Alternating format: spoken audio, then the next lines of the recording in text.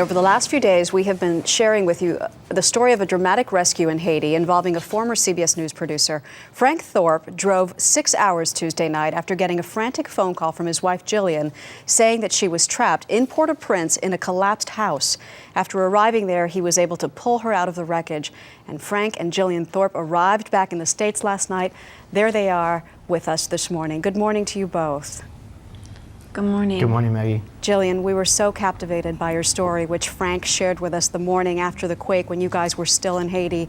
We didn't exactly know how things were going to work out for you. It's good to see you at home. How does it feel to be home? I feel mixed, Maggie. I'm glad to be home. I feel lucky to be alive, and I've made it through a horrific experience with minor injuries, but I left a lot of people that I care about behind, and I'm dealing with that. We heard your story from Frank. I would love to hear it from you. You're inside that house, and the earth starts to move, and the house collapses, and you're trapped. Take me to that moment. When the earth started shaking, I didn't know it was an earthquake, and Chuck Deach, a coworker, was with me, and he grabbed me and pulled me under a doorway, which I think in the end saved our lives. It was that doorway is what created the pocket that we were able to stay under, and it protected us from the rubble. After the building collapsed, we didn't know it had collapsed. We realized we didn't have any oxygen, and I began to realize that I might die at age 23. But once we had coworkers show up and start digging us out, we were able to get oxygen, and the fight for survival began. And amazingly, you were able to get a phone call, a very quick phone call out to Frank, right?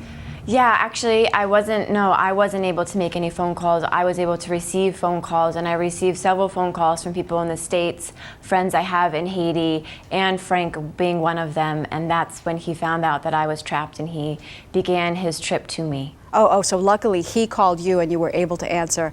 And then Frank told us that Yes. he got in the car, drove for 6 hours. During those 6 hours, Frank told us that he was absolutely in a panic.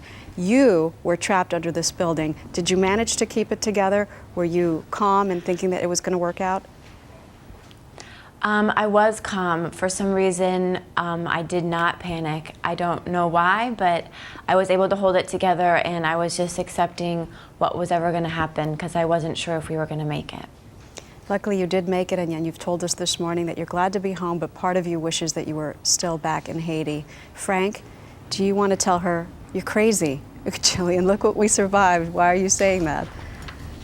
No, you know, Maggie, it does seem crazy, but it was extremely hard to leave, because even though you leave and there are bodies on the ground and there are, you know, buildings collapsed all around you, these people need so much help. And I mean, the people that really dug Jillian out were her coworkers, her Haitian coworkers that left their collapsed houses and their families who had been injured to come and dig her out for 7 hours. So I mean, it does seem crazy, but it seems completely logical, because she's completely devoted to these people, and she really just wants to help.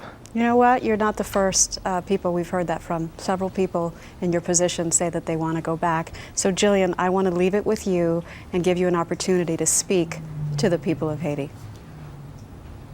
I just have one line to say to them, if anyone is watching this: "Nous pas quitter ou, nous avec vous," which means we're not leaving you and we're with you.